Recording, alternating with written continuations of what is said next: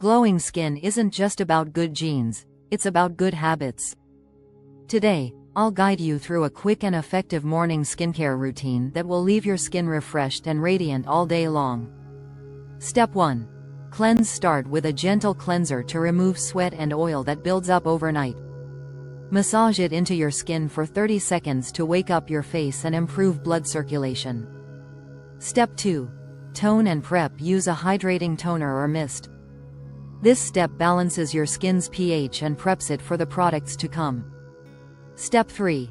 Moisturize. Lock in hydration with a lightweight moisturizer. Choose one with ingredients like hyaluronic acid or ceramides for a smooth, plump finish. Step 4. Protect. Sunscreen is non-negotiable. Apply a broad-spectrum SPF 30 or higher to shield your skin from harmful UV rays. Pro tip: don't forget your neck and ears.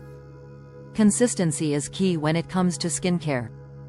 Try this routine every morning, and your skin will thank you.